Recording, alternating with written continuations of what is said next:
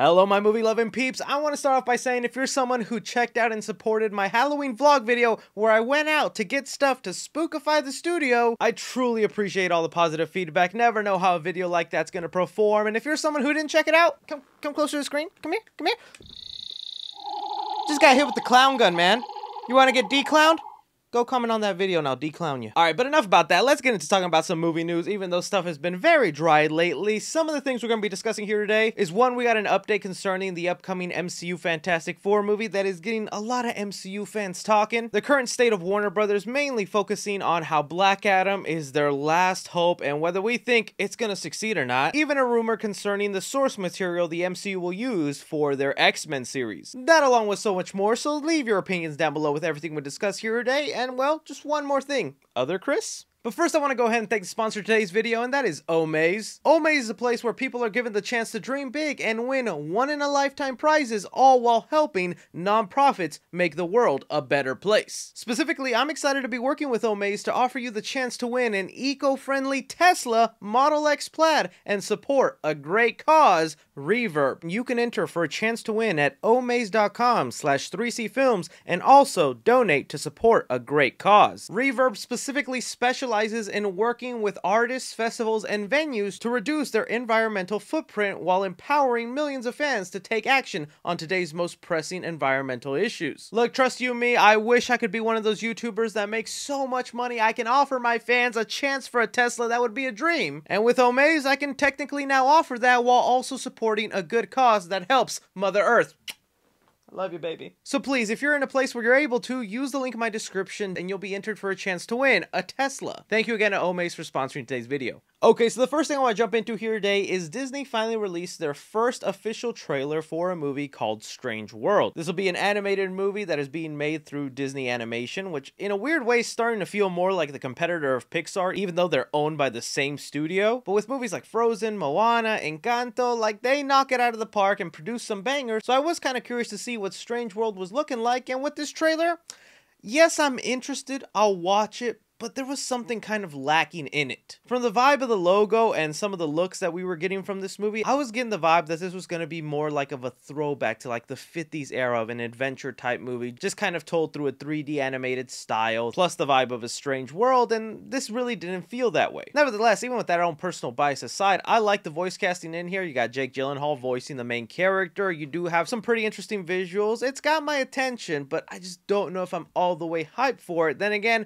I felt the exact same way about Encanto. I saw that trailer and thought to myself, oh, okay, a Hispanic X-Men? And I came out loving that movie. So here's hoping the same happens here, but throwing off to you guys. If you've seen the latest trailer for Strange World, do you think this will be a winner for Disney Animation? Lately, they treat that studio so much better than Pixar, so they must have a lot of faith in what they're making over there. Something else that we've talked about before here on Side Flick, but is now made more official with some more details, is the Karate Kid reboot. Now, you guys know here I talked about this on the channel a couple weeks back, that there was a rumor from a pretty reliable source that Sony was going to make another Karate Kid movie. Still at the time, that was just a rumor, but then Sony came out and gave us an official release date for this movie that'll be coming out on June 7th, 2024. Now, when I first reported on this rumor, I had so many comments and people hoping that it was connected to Cobra Kai. Since this got announced, a co-creator of Cobra Kai has come out and said that they have no attachment to this reboot and it's not going to be connected to the Cobra Kai world at all, which then in a weird way means it's not connected to the original Karate Kid, because Cobra Kai is ingrained in those original Karate Kid movies. So we can basically expect a brand new story, and I have some thoughts on this. We do have like a rumored plot on what it could be, which I am still standing by, but I also know that a lot of people hate it. To me, I'm on the stance that Karate Kid was kind of like one of those once-in-a-lifetime movies. It was so perfect for its time, a huge successful hit, but all these years later, where we live in a state of Avatar movies, Marvel movies, big action sci-fi films, something like the Karate Kid, I just don't know how it performs well in theaters if you're not just going off IP and nostalgia. Heck, I think there's even going to be a generation of new kids that'll see this Karate Kid movie once trailers start coming out and going, what? It's not going to be any better than the Jaden Smith movie, because that's their Karate Kid film. And I wouldn't blame them. That movie's actually pretty great, and I'm so sad they never continued it with more sequels. But that's also my other point. You already did a great Karate Kid remake what are you gonna do now? Well, now that we know that the source from Murphy's Multiverse was pretty accurate because it got confirmed weeks later, it's pretty safe to assume that the story they were reporting on is gonna be what this movie is based off, where it's gonna follow a kid this time from China who will be moving to the United States as a brand new kid and is already experienced in the art of Kung Fu. And yes, I know Kung Fu and karate are not the same thing, but hey, the Jaden Smith movie did the exact same thing. That was all Kung Fu, but they called it the Karate Kid because IP and name recognition, man. But then when he gets to the US, he meets a girl and her father who owns a pizza restaurant, and the father, a middle-aged man, I guess is getting bullied or just having a rough time on the streets of New York, and so the young, experienced kid decides to teach some of those moves to the older man so he can defend himself, and there you go, the Karate Kid. Immediately, every time I bring this up on Twitter or any other platform, people go, oh, that is ridiculous, that is so stupid, how could a kid teach an adult?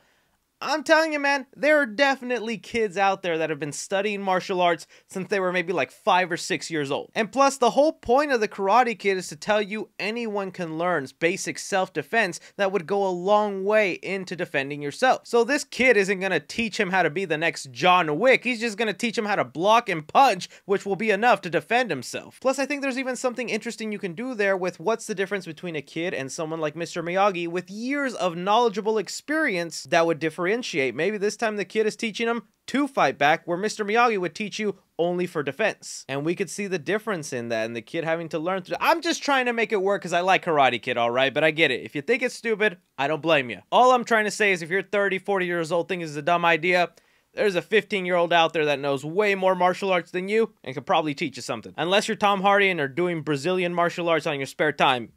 Congrats, Tom Hardy. Also, and I've spent too much time already on this topic, we got other things to discuss. I understand the people who are pissed about the Cobra Kai thing. I love Cobra Kai, and I would have loved this movie to be connected to that, but it also makes sense to me. It's a show with a ton of seasons that are also heavily connected to those prior movies. Now you're telling a new generation of people that are supposed to go witness this film, because that's the point of this movie, to bring in new people, not really service the old fans.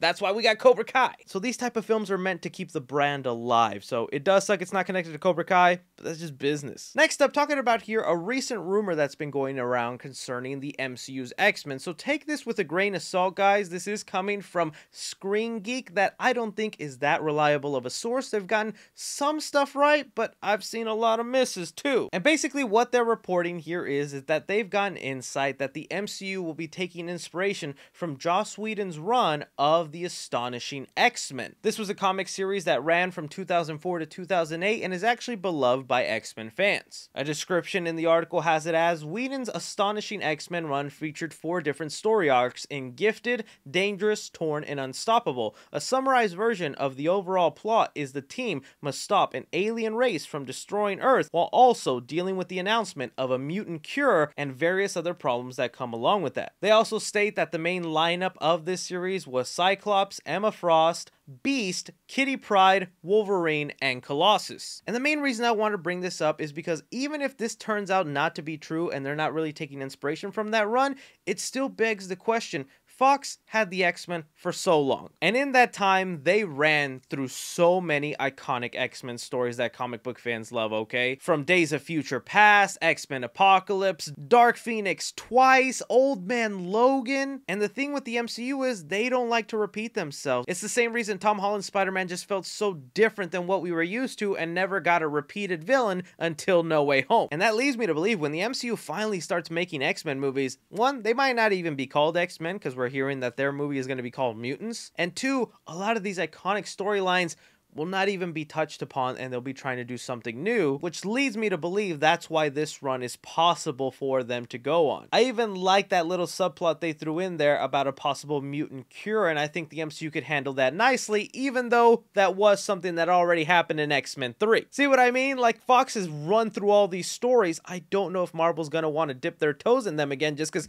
Kevin Feige always wants to keep it different. So that's why I kind of wanted to throw it off to some of you movie lovers or comic book readers. Are there any X-Men stories stories that you think the MCU could do again? Or might they actually just be doing brand new unknown stories that fit within their MCU world? Really curious to hear from you guys. But speaking in the MCU, we have gotten some official news within the world concerning the Fantastic Four. Everybody wants to know what is going on with the Fantastic Four. And well, Deadline here has finally confirmed it that Fantastic Four has hired Jeff Kaplan and Ian Springer to write new film for Marvel Studios. And don't worry, let me go ahead and just play the clip to what everyone's thinking.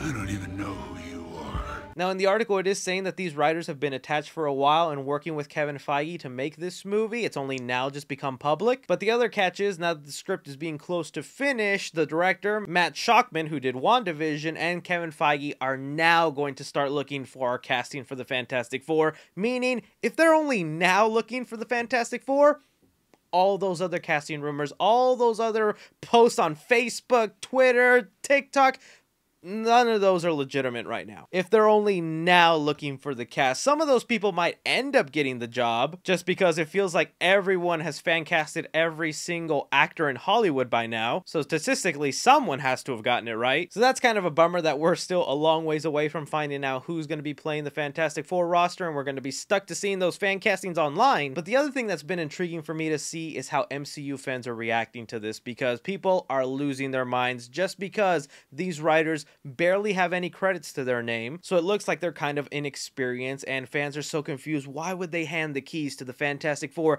to these writers? Why don't they get experienced writers who have written some great movies? And even though I understand that knee-jerk reaction, because as soon as they announce someone I don't know, I go to their IMDb and I'm like, okay, what have they done? What have they done? Is that good? Is that bad? All right, I can trust them. But at the same time, Marvel has been doing this from the very freaking beginning. The MCU loves to go hire directors and writers that are barely getting their start in Hollywood. One, because they're super cheap. Newsflash, if you're someone who's made a couple of bangers in Hollywood, your price tag is high. And two, because you're someone in Hollywood that doesn't have a lot of credits or a reputation for making good movies, you can be easily manipulated by good old Kevin Feige. He'll sit you down and say, all right, Dr. Doom's gonna be the villain. I need you to put this Easter egg, this end credit scene, this fight scene, everything else in between, go crazy. That's kind of how these movies are made now. But if we go back and look at the long list, I mean, the Russo brothers barely had any credits. Now everybody wants them back in the MCU because they made some of the best movies. John Watts also someone who made very small unknown movies, and then every single one of his Spider-Man films have been huge crowd pleasers. So we really shouldn't worry that much that they hired someone that doesn't have a long resume, because that's just the way they roll. If anything, this should just be more of a conversation of, are Marvel movies actually made by a committee and not actual writers and directors? And that is kind of the downside of this world, because I'm not someone that believes every Marvel project feels exactly the same like some people claims, but I do believe in that committee and that they have a certain formula they use to create these films that has been working for them, and the strain of having a connected universe that is always leading to another major event, to another Easter egg, to another introduction of an unknown character. It's starting to really hurt these movies, in my opinion. Still, I throw it off to you guys. You hear this update with the Fantastic Four. Where is your stance on it? How do you feel about it? Really curious to know from you guys. Moving on now, talking about some Warner Brothers. The Warner Brothers stuff has not been ending good. We just continue to hear just the oddest stories coming out. Most recently, we heard that Zaslav, the head of Discovery and Warner Brothers, possibly only bought Warner Brothers to sort of fix it up, make it new, so that they can one day sell it to Universal. Now again, that's just speculation from someone in Hollywood, but the source being the Hollywood Reporter, it seems like it could be a likely future. That kind of would make a lot of sense with what Zaslav has been doing with Warner Brothers and just destroying it top and bottom, trying to cut down so many budgets, but always talking a big game about their future and how DC's gonna be great. We got this 10-year plan, but we ain't gonna be here for it because we might sell this place. I didn't want to spend too much time talking about that just because, like I said, it's speculation. It might not be a thing, but just the thought that that could be happening is crazy. The other thing concerning Warner Bros. I want to discuss here today was concerning Black Adam, because it's the last Hail Mary, the big shot for Warner Brothers this year, and I'm starting to think it's not going to do well, guys. And this morning, they had a weird altercation with the fans. They released this TV spot entitled Legacy, where it was supposed to be promoting Black Adam and letting audiences know that this is connected to the DCEU in some sort of way. And then some DC fans started freaking the heck out when they saw there was half a second shot from the Joss Whedon version of the Justice League. And all hell broke loose, man. It got so crazy and bad that Warner Brothers actually deleted the TV spot from their YouTube channel all these years later, and the Snyder Bros are still holding Warner Brothers by the necks and going, Give us the Snyder Cut, man. Truly astonishing how they can still hold some power over them, enough to where they deleted a freaking TV spot for half a second of footage that, mind you, was so blurry. And now there's been an update on the story. I go on to say that Dwayne Johnson still had the tweet up for that TV spot, even though Warner Brothers deleted it off their YouTube channel hours ago. Well, just literally minutes ago, Dwayne Johnson now deleted his tweet and put out a corrected version of the TV spot that took away that Joss Whedon Justice League footage. Guys, I am telling you, my mind is blown right now. The Snyder fans have gotten the man with one of the biggest egos in Hollywood to delete a tweet, say sorry, and correct it for the fans.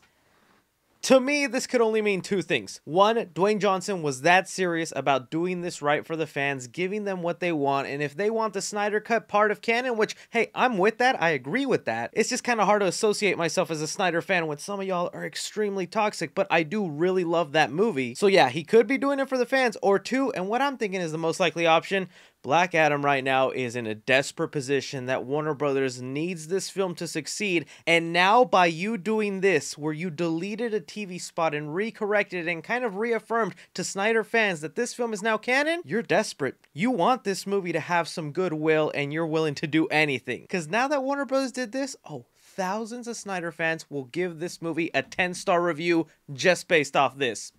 You won, Warner, but you might have even done this on purpose. This is all wild stuff going on with Warner Brothers, but I need your guys' opinions on all of this. That's where I throw it off to you guys. You see all this drama concerning Warner Brothers and the faith laying into Black Adam. Do you think this movie will actually be a big box office success? But that is all movie news we currently have going on right now, guys. I want to thank you so much for taking time out of your day to watch me talk some movie news. Don't be forgetting to hit that like button, subscribe if you haven't already, follow me on Twitter at 3CFilms or on TikTok at 3CFilms. But as always, I'm Chris. Take care.